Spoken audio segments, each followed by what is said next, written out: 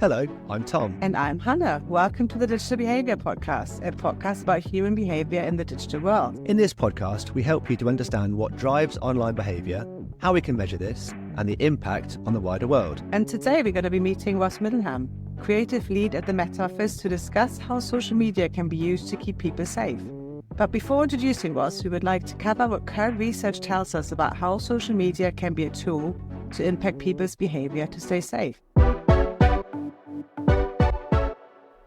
So, a particular paper that caught our attention, published in the International Journal of Disaster Risk Reduction, which seems to relate to today's discussion, was all about the use of social media in emergencies. And this was a study, it's a longitudinal study. That basically means that it was carried out over a long period of time. The same questions were asked, I think, in 2017, 2019 and 2021. And they were asking about people that were using social media, or how people would use social media in an emergency situation. And there were lots of findings. It's quite a detailed paper, actually. It's quite a long paper. But one of the things that particularly stood out was the difference in demographics, according to who uses social media in an emergency. And they're fairly unsurprising, but people over 45 seem to say that they would use social media in emergencies less often than those who are younger, particularly 18 to 24-year-olds. And that's an interesting point around reliance on social media. You know, if you are someone who coordinates communication around an emergency, it poses a bit of a problem around making sure you've got some means of communicating to a broad demographic group. But perhaps you shouldn't rely on social media as your one and only tool. You know, it underlines the importance of traditional media, even though traditional media generally is perhaps not as relied on as it was years ago. It underlines that it's still an important way of getting to particularly older people in an emergency situation. I found two papers who sort of looked at, the use of social media in an emergency, but those papers weren't sort of reliant on self-reported measures, so, whether people would use it, but they actually used tweets. So in sort of real life while the event was happening. So one of those papers is by Zander, and it's in the same journal, actually. It's the International Journal of Disaster Risk Reduction, late 2023, and they looked at the flooding in Germany, which happened in July 2021. And as some of you might know, there are lots of people died really after there was very heavy rainfall and then, massive floods sort of going through the villages. And these studies, the other one is by Zhu from 2019, so a little bit older already, but still really relevant because they also look at sort of public opinion in different disaster stages, and they looked at the case of Hurricane Irma. And why I want to talk about those is mainly because it's similar to what you said, Tom. There seems to be difference in sort of demographics, and who is using social media in the case of disaster. But both studies really looked at, as I said, real life data on Twitter, or X as it's called now. And they found that people are using it differently depending on the stage of a disaster. So, early on, they would use it more to gain some information about what's actually happening. And then as the disaster progresses, they're really finding sure that people really care about sort of keeping people and animals safe. So for the hurricane, I think it was a sort of about animal safety and human safety.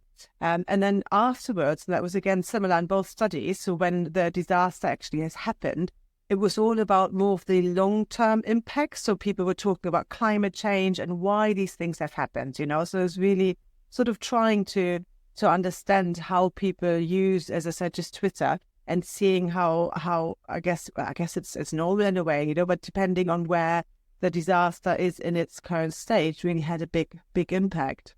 Yeah, I think what's interesting about that study is that's actually looking at real data, whereas self-reported data is always slightly problematic. People say they're going to do certain things or they would do certain things, but actually whether they really do or not is never really known until you track real data. What also occurs to me as well is that I wonder how much, social media is one way of communicating with people in an emergency, but there are also sort of private ways of using things like WhatsApp or Telegram or something like that to send messages to each other, which could never be tracked. We don't really know how many people are using private ways, even if it in a group, for example, a WhatsApp group, people could easily be communicating with that, and that's not being tracked. So there could be, although the self-reported data shows that certain demographics don't use social media. Actually, they might be using other electronic means of communication that just aren't necessarily what we would define as social media. There's also some interesting finding around some of the perceived disadvantages of social media as well. So, but that's quite interesting. There was so much optimism around social media sort of 15 years ago about it being the great leveler, and people will be able to communicate with each other, and everyone, brands don't necessarily have control of newspapers to be able to communicate their own messages, that anyone can communicate. But actually, one of the findings in this same paper, I should say it's actually written by Christian Reuter. I didn't name the, and colleagues actually, I didn't name the author. But one of the other important findings is about the perception of information overload, and that actually there could be sometimes too much information, some of which might not be accurate as well on social media. And that was coming into the more recent findings in the 2021, I think it was, round of this longitudinal research. People are actually saying, actually, social media isn't necessarily the best way of communicating. There are other, perhaps better sources of accurate information than Twitter or other, or X, as I should say nowadays. But so yeah, interesting to see that cynicism starting to come through. No, absolutely, and I think that's also something that is in particular when it comes to sort of misinformation. That's when people start to not really fully trust what they see on social media anymore, because they're just not sure whether it's correct. Or I think one of the findings I've seen recently as well is that people overtrust what they're seeing on social media, and that again brings problems from not necessarily just a research perspective, but in particular keeping people safe if they're seeing pictures where they believe they're true, and maybe building burning buildings or floods somewhere where there isn't, or something that is just more extreme than it is in real life, which can cause things like panics as well among groups, and it might really do the opposite, not keeping people safe, but actually putting some sort of fear in society and in the population that shouldn't be there.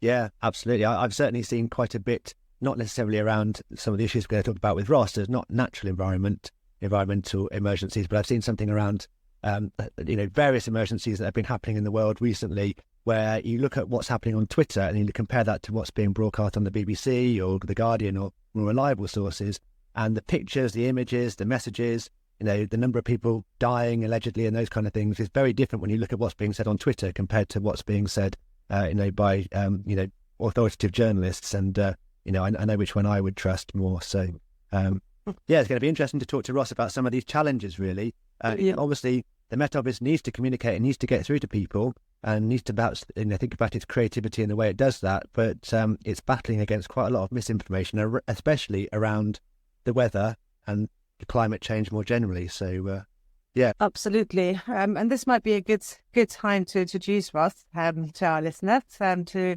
hear a bit more about what he does at the Met Office.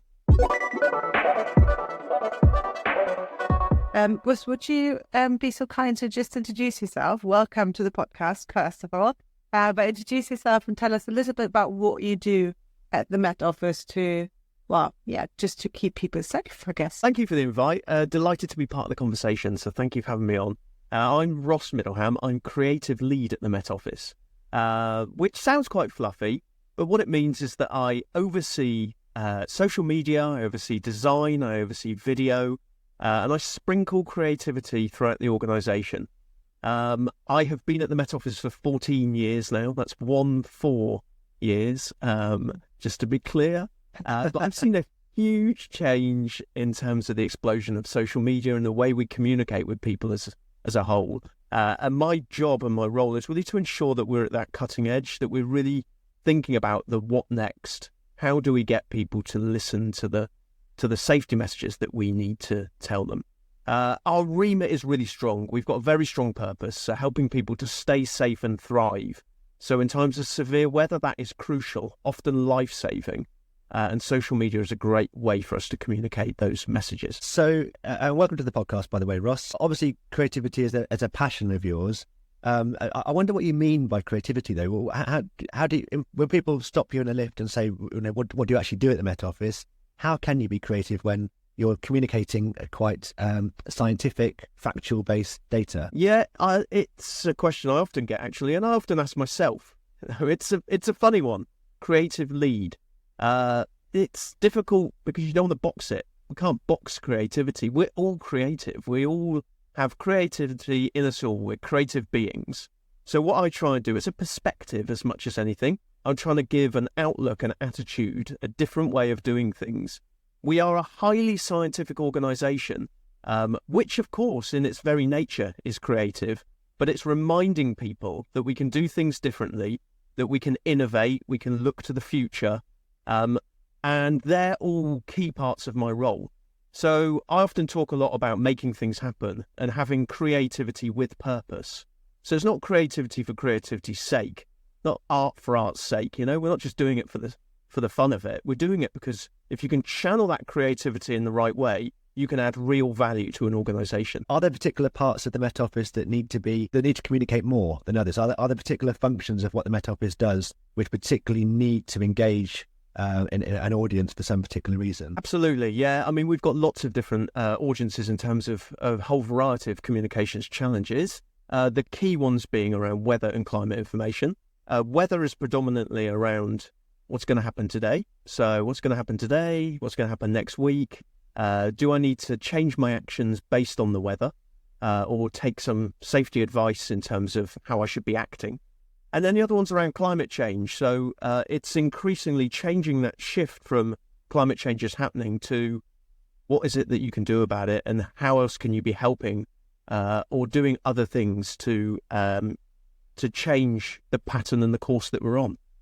So my background, there's people that don't know where I came from, is that I used to work for quite a big PR agency. So I naturally would think of something like an emergency involving the Met Office and think, well, you need to write a press release or put a statement out very quickly, speak to the radio, the TV, and get the message out that way, which is obviously a part of what the Met Office does. But what other sort of techniques would you use to engage people beyond traditional public relations work? Yeah, absolutely. You've hit the nail on the head. It's that suite, that offering. We a number of years ago moved to more like a newsroom with an editorial approach to how we deal with our information. So and weather plays into the hands exactly of how social media is consumed. So it's ever changing. So whilst one of our kind of key areas is around the press release and reacting quickly, and there are certain channels that help us do that, like X. We also then have other ways of disseminating that information. We're not on those other channels like TikTok and Instagram and Facebook for the sake of it, or because it's the latest trend or the latest fad. We're there because that's where people are, that's where eyes are, and that's where people are spending their time. And if we can get a slither of that time as well, then we should be reaching them with our safety messages. You said quite nicely that you've got these different channels and not just, to be on there, but actually for the purpose of keeping people safe. Obviously, those channels have quite different audiences. Can you tell me a little bit about how you have to adjust sort of the messaging or the messaging style or communication style when you do maybe compare TikTok, for example, with X? Yeah, absolutely. We know it's not one size fits all. It used to be make once and use many. But you really can't just rinse and repeat. You have to really tailor per channel because your audience is different and the expectation on that channel is different. So that morning meeting that we have, we actually have 2 a day, where we set out what the story is and how we're going to tell it across our channels, is absolutely vital in doing that. We know that it might be raining, but the way we tell that on X will be different to the way we tell that on TikTok. And we also might want people to do slightly different things based on that. When we think about our offering as a whole, we're on the app and the website, we have a certain demographic, often slightly older demographic that trust the Met Office, have followed us for years via the BBC often. And so we reach them through those channels. But using other channels like TikTok and Instagram, that allows us to reach a totally different audience that we aren't able to reach in any other way. So we're looking at more of an 18 to 34-year-old audience with our TikTok and Instagram channels. And then we've still got things like YouTube that are there for the kind of super engaged people. And they tend to be kind of, again, slightly older, over 55s that have really trusted and listened to what the Met Office say, but are also kind of amateur weather people themselves, amateur meteorologists. So love to kind of come along the journey with us. How do you know what sort of content is likely to resonate with those audiences? I mean, do you do a lot of social listening? Do you look at what other communications around these topics are producing? What gives you an idea of what might appeal to, an 18-year-old on Instagram or TikTok, for example? All of the above, really. But things specifically we do are making sure we try stuff, not be afraid for it not to absolutely fly. So we'll create a bit of content and then see what people say about it. Did it work? So a good example of this is our deep dive format on YouTube.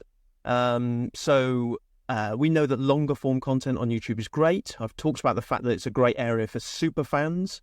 And so what we produced was a deeper dive, as it sounds, into the models, the uncertainty, the scenarios over the next 10 to 15 days. And we found that people loved that. They loved joining in. They loved trying to understand, actually, and see the complexity around weather and weather models. And then for that younger demographic, we're in a really fortunate position that we've got some great connections and built great connections over the years, like with Hanne and the University of Plymouth, where we're able to run co-creation workshops with students. That's brilliant for our team because it's fantastic to inspire us and we love doing that kind of work. But it's also a selfish thing for the organisation. We're able to test content, co-create content with the audience that we're trying to reach. You strike me as quite a creative person yourself, and just looking at your environment and for listeners' benefit, you're working in an eclectic environment where you seem to have collected all sorts of things from your life. And what can I see in the background? Is there a scooter or a motorbike behind you? There's a pedal bike, I think, as well. There's TV. There's lots of things all around you that looks like quite a creative environment. I wonder if that helped you to come up with ideas, aside from just looking at what other people are doing on social media, whether you take inspiration from other sources. Absolutely, yeah. For me, the role is not a 9 to 5. I'm not creative lead for the Met Office, full stop, and that's what I do during the week. Just creative in general, I'd like to think, by nature. But like I say, we all are. This is just my way of harnessing that creativity and making sure that I retain the drive and enthusiasm to continue doing new, interesting, fun, and valuable things for the organisation. So would you give anyone else, would you suggest that, I'm not suggesting that they do exactly what you do and they sit in that environment, but are there general tips that you would give to people who are in a completely different area? Maybe they're working for a law firm, for example, or maybe they're working for a university like we are, and they want to think of ways of engaging people more creatively. Are there general things they should think to do? Is getting out of the office a good thing to do, for example, or a changing environment, those kind of things? Would you recommend those kind of things to stimulate the creative juices? Oh, I would, definitely. I think over the years you begin to know what works for you. So very clearly I know what works for me. I collect and surround myself by all sorts of randomness, like you alluded to. But for other people, it's totally different. And I think recognising that is really, really important. So our content team, some of the team think, where's the skip? You need to get that in a skip straight away. I want white wool, so I want a pot plant, and that's it.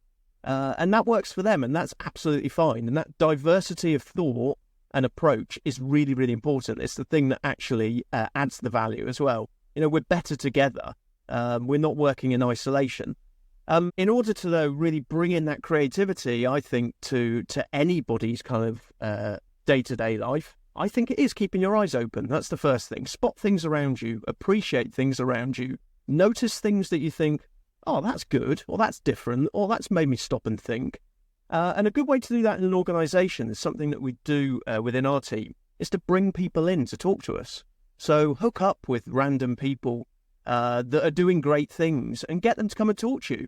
It might be a graffiti artist or someone working on social media, but it's that difference in thought that's the thing that's valuable. Yeah, and I think that sort of brings me back to your point about co-creation as well. It's this sort of not just sitting in your own little space and thinking you've got all the answers, or you have to be the only creative person to come up with content or ideas that you want to share, whether that's on social media and other channels. But it's that actually co-creative process, where you actually get other people in, and listen to what they have to say, and maybe find a different perspective that you haven't considered at all. I think that's quite important to not just see yourself as, oh, I have to come up, I have to be creative, but actually there's a lot of people out there who might think differently to you, but can bring a lot to the table. To follow up on that, I think it's really hard. That's really difficult. Like, I'm a creative designer by nature and by trade. And I like to make things. I like to do things. I like to produce things. And sometimes a big portion of my work, I like that to be me. I like to get that feeling that I've made something. And so working together with other people is hard. It's not easy. It's not just a fix. It's not like, let's bring a load of people together and we'll come up with the answer. You have to work out how to get the best from that team and from that unit and from different people and different perspectives. But that's part of the challenge, and that's part of my challenges I've gone throughout my career as well. I was actually, just by coincidence, talking to students this morning about how to be creative when they're creating social media content. There was a good article in, I think, Harvard Business Review last year, and two of the principles that they suggested were, one is basically integrating other ideas. So take two or more existing ideas and combine them. Look at what other people are doing on social media, get inspiration from that. Don't copy them, don't plagiarize them, but put it together into something different. Or the opposite is to take a big idea that someone else has done and chunk it up and maybe do it. So you see a half an hour video on YouTube, and you could take a bit of that idea and put it on TikTok. So actually taking inspiration from other sources. I seem to remember, I think it's Don Draper sitting in a cinema and watching cinema films to get ideas for adverts, which is kind of the same idea. Watching a long hour and a half film and getting inspiration from parts of that to make a 30-second advert on TV. Obviously, that was fictional and many years ago, but that's the principle of sort of drawing inspiration on existing things. I mean, no one can be entirely unique and come up with something. Well, most people can't anyway. Come up with something that's never been thought of before. It has to be based on. It has to be inspired by something that's come before, I imagine. I think it's worth saying as well, there's the other sort of techniques and things you can bring to the table. I mean, people often say, let's brainstorm an idea and put in a workshop that's an hour or half an hour to brainstorm something. Now, that's also really difficult. That could be killer, actually, in terms of creativity. It's great to focus your thinking, but actually to then get all that pressure on just half an hour or an hour, that could be really hard too. And so I really recommend trying to do something, even if it's small, creative each day, or challenging to yourself each day. So maybe give yourself a minute or 5 minutes and have a scribble, have a draw, go, right, okay, if I was to make a logo for a bagel company today, what would that look like? Scribble away, 5 minutes, done. Or if I was going to design a business card for the chief exec and I wanted it to really stand out, how would that look? And just have a quick go at doing it. And that kind of regularity of challenging your brain and your way of thinking is just a good practice to get into. Can I know, Ross, you're working a lot with sort of younger people, as you've already said, with the University of Plymouth. I know you're sort of doing workshops at different universities as well. And you do some amazing work with sort of placement students, students who can actually come and to do a placement at the Met Office. How important do you think that sort of connectivity with really younger audiences is for you to come up with content for the different channels? I think it's hugely important, actually, because the transition that they're going through day in, day out at the minute is vital, and we need to understand that in order to be able to adapt how we communicate with that age group going forward. Who are the ones that are beginning to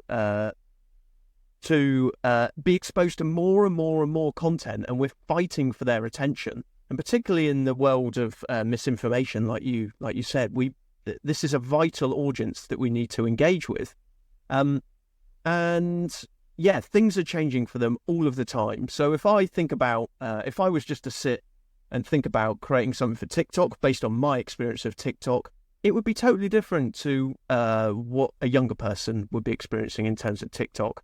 And so something I create might resonate for me, but I have to remember all the time that that's me. I'm a different age group, sadly, as much as I might think I'm back in my young days. And so the way we use language, the way we use memes, all of those kind of things are new ways that people communicate and expect their information to be served up to them. So it's not that they necessarily, it might not be right. We might not think it's right. We might not want that to be the case, but that is what's happening. And we need to be really aware of those changes. I'm glad you mentioned misinformation. I was going to ask you actually whether the research that we mentioned at the beginning of the podcast was talking about some cynicism around the use of social media, and I wonder if that's something that you experience, whether you see much backlash to some of the things you say, particularly around climate change, is the obvious topic, really. And hopefully we're coming to a point of consensus that most people accept that climate change is happening, and that it's probably man-made and man-caused anyway, rather. is that something you come up against, though? People, arguing against the points that you're making, or even misinformation around those points? Absolutely, yeah. Increasingly, we're finding misinformation in both the weather and climate space, and equally as harmful as each other, just in different timescales, effectively. So the way we're trying to work is that we will often tackle that misinformation head on, and we're encouraged by our partners, like our partners at TikTok, say we can't necessarily fight it, but we can address it. We can raise it and say, look, hold on a minute, that's not right. I mean, the Met Office has world-leading scientists in all areas of weather and climate research, and so the thing we're trying to do is gain that trust of people. The good thing is we've been around for years. So 1854 we were established, hoping I've got my dates right. So we have a long history, a legacy, and so we are trusted and authoritative, and hopefully that's shown in times of severe weather when people turn to us.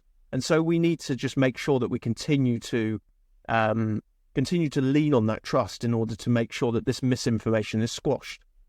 Things that we do, we often partner with people to help with that. So increasingly, like on places like TikTok, as well as being able to stitch a video to show that the information that's being said by someone else isn't right, we're working with other people, other news creators. So people like News with Chris, who've been working with quite closely over the last month.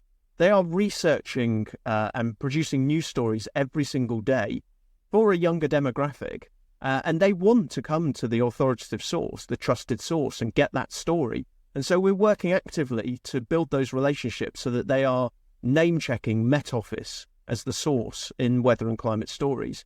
And again, that's vital for our reputation. Can I just ask you a kind of final point, really, which is about measurement and how you know that what you're doing is effective? Are there any benchmarking techniques that you'd recommend, or any targets that you're given from above that tell you what you ought to be doing and what you should be delivering in order to achieve success?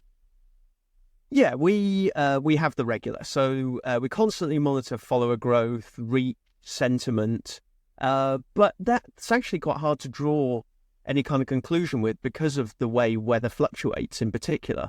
So in times of severe weather, we know we'll get lots of people coming and looking at our content, hanging off our word. But we need to keep them engaged in times of less severe weather, so that they turn to us and we're there when they need us. I think it's probably important to say that we don't have to be seen as leading the way in terms of social media. Like I've talked a lot about new channels and TikTok and WhatsApp and Spotify potentially on the horizon for the Met Office, but actually, we don't have to be leading the way. We need to be quick to be able to adapt so that we ride the wave of where people are, where we can get maximum reach of message, really. So making sure then, we're not, like the Met Office are not a social media company. We don't have to be seen as that innovative leader, but we need to be able to capitalise on those things. And so other ways we measure it is making sure we're getting recognised. So winning awards, we've been lucky enough to win a number of industry awards, including the Drum Social Purpose Award. Even Lorraine has asked us to appear on her show because of our work on TikTok. But really the thing we get the most value from is when we see comments from people. So we see comments on TikTok videos where young people have changed their plans. So things like, I'm going to tell my mum to take the rabbit in this weekend, or I'm going to have to get her to drop me to school because it's going to be forecast that Storm Hannah's on the way. So it really shows that our communications are resonating and people are taking life-changing, life-saving advice, hopefully. That's absolutely brilliant. And I think that summarizes very well, what you're doing and how you see whether, you are being successful. And if that's even, as you said, one individual who, was going to be kept safe because they're going to be in the car rather than walking, or, they're going to change their behaviour. That's, definitely an amazing thing to do, and to see the power of social media, to, again, resonate with different demographics, different groups, and also catching them, I guess, in the moments that really matter, is something, I'm really glad to have you here and have talked about this. And I follow you on every channel and think you're doing really amazing work. And I'm probably a similar sort of age group to you.